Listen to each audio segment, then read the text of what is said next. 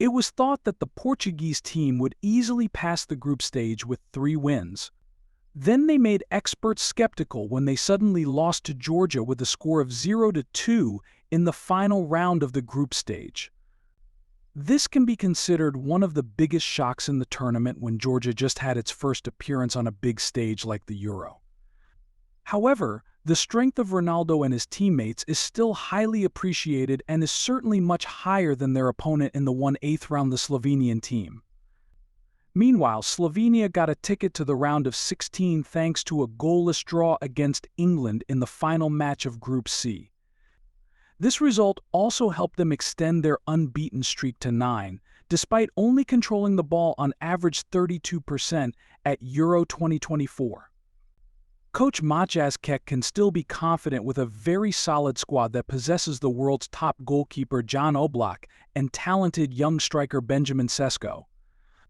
Therefore, Slovenia may not be good at scoring goals, but they certainly know how to defend and push the match into a deadlock in their favor. If Portugal does not have a sudden attack, it will be difficult to overwhelm the opponent. After rotating the squad in the final group stage match against Georgia, Coach Roberto Martinez recalled a number of key players for this match. Among them are Bernardo Silva, João Cancelo, and Palhinha.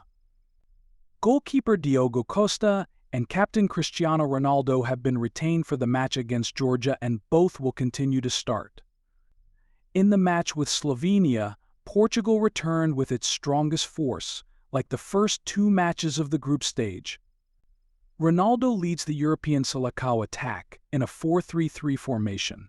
Supporting him on both wings are Rafael Leao and Silva respectively. Moving down to midfield, Vitinha, Palhinha, and Bruno Fernandes are Portugal's trio. As for defense, Nuno Mendes, Pepe, Dias, and Cancelo are the names Coach Martinez chose to shield Costa's goal. On the opposite side, the white shirt team still has familiar names such as goalkeeper Jan Oblak, midfielder Bijol, and striker Benjamin Sesko. Surely Coach Matthias Kek's team will still play the annoying defensive, counter-attacking style of football they showed in the group stage. Portugal will have to be very careful with this way of playing by Jan Oblak and his teammates. Right in the first minutes of the match, Portugal was the team that actively controlled and tried to create dangerous opportunities for Slovenia's goal. In the 13th minute, the first dangerous opportunity arrived. Bernardo Silva crossed the ball into the penalty area. The ball headed towards Ronaldo, but was still a bit high compared to the 39-year-old superstar's jump. Bruno Fernandes behind also couldn't touch the ball in time, and the opportunity to score just passed before the Portuguese's eyes. On the other hand, Slovenia showed that they are not an easy opponent. The white shirt team just exploited a rather uncomfortable pressing style right in the opponent's half, and that somehow made the Portuguese attackers a bit hungry for the ball. Throughout the first 20 minutes of the first half, Portugal controlled the ball 72%. However, the position created by the two teams makes the match expected to have few goals. Portugal's expected goals index is only 0.06. For Slovenia, that number is even less with around 0. Obviously, the two teams learned too much about each other before entering this important match. If the Portuguese players tried to use technique to escape and find space, the Slovenian players succeeded in the physical battle to stop Ronaldo and his teammates in the decisive moments.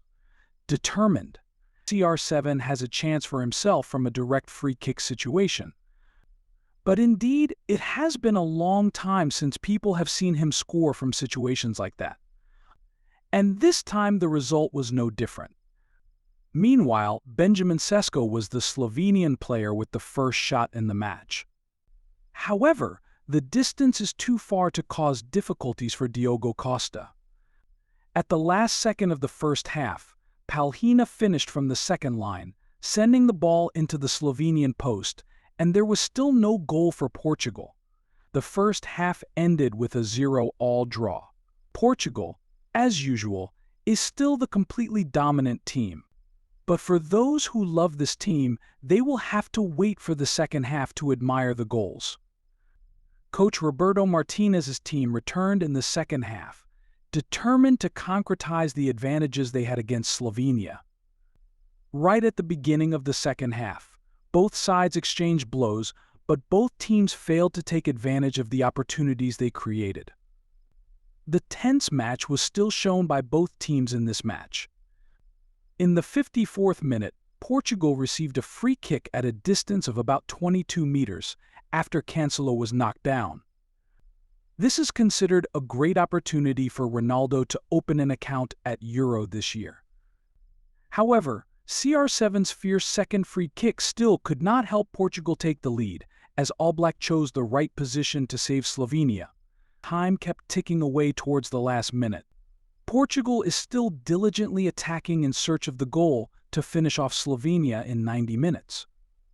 However, the white shirt team played resilient football, as they showed in the group stage. Ronaldo once again had a chance on the free kick. But this time the Portuguese superstar's third free kick missed the target. This is also the 60th free kick of the Al Nassr club striker at major tournaments. After this shot, Selecao Europe's number 7 had to receive an unhappy statistic, as no one had more shots than Ronaldo at Euro 2024, but could not get a goal. He has had 15 shots in 246 minutes of play so far, but CR7 has not scored any goals. Even in the 80th minute, Ronaldo broke the offside trap and ran down, but his kick could not beat Jan Oblak. A great opportunity for CR7 to decide the fate of the match, he continued to miss. The match is going into the final minutes of regular time, and there are still no goals scored. Any goal at this time can determine the outcome of the match. Slovenian fans started lighting flares in the stands. They danced to celebrate, because their team had made one of the championship candidates extremely difficult. Then the whistle blew to signal that the official 90 minutes of the match had ended. Portugal and Slovenia dragged each other into a tough 30 minutes of extra time ahead. Although Portugal was the team that completely controlled the game, Slovenia also had its own opportunities. Right at the beginning of the first extra time, Joao Cancelo did not handle the ball well and was overtaken by Verbeek, but the midfielder's shot hit the post. At minute 115, a situation that was considered the turning point of the match appeared. Diogo Jota made a bold breakthrough, forcing Darkusic to make a mistake. The referee immediately pointed to the 11M mark for Portugal. The fans of the Portuguese team immediately celebrated when they saw that Captain Cristiano Ronaldo was going to take this extremely important shot. Still using the familiar way of catching his breath and stepping forward, Ronaldo shot a shot into CR7's right corner, but could not beat goalkeeper Jan Oblak. Ronaldo has not yet been able to score against the Slovenian goalkeeper for the 12th time in his career, but more importantly, he missed the most valuable opportunity to help Portugal overcome this annoying opponent. The 2 extra periods ended with bitter tears from the superstar expected to be number 1 on the Portuguese team. The second extra time began with details no different from the official 90 minutes of play. All Black's certainty became the fulcrum for Slovenia to withstand Portuguese pressure. Even the European Selecao almost had to hold a grudge with a mistake in the 115th minute. Central defender Pepe lost the ball dangerously, creating an opportunity for Benjamin Sesko to face goalkeeper Diogo Costa. But fortunately for Portugal, Costa won with an excellent save. The match was not only thrilling on the field, but also extremely tense on the coaching bench, when the referee gave a direct red card to Slovenia's coach Maciej Kek and a yellow card to Slovenia's coach Roberto Martinez. Portugal. The two teams led each other into a lucky 11M shootout. Jan Oblak is rated higher, but Diogo Costa is the one who shines. Slovenia got off to a bad start when Josip Ilicic couldn't beat goalkeeper Costa. Ronaldo stepped up and this time he won against Oblak. The clasped hands of the player wearing shirt number 7 meant that he hoped the fans would forgive him for the obvious opportunities he missed throughout the 120 minutes of official play. In the next 2 kicks, the Slovenian players continued to be unable to beat Costa. It can be said that this was a crazy performance by this goalkeeper, when he successfully blocked 3 consecutive 11m shots from the opponent's side. Meanwhile, Bruno Fernandes and Bernardo Silva scored successfully, helping Portugal advance to Euro 2024 by winning 3-0 on penalties. The opponent waiting for them in the quarterfinals is the French team, who had a minimum 1-0 victory over Belgium in the previous match.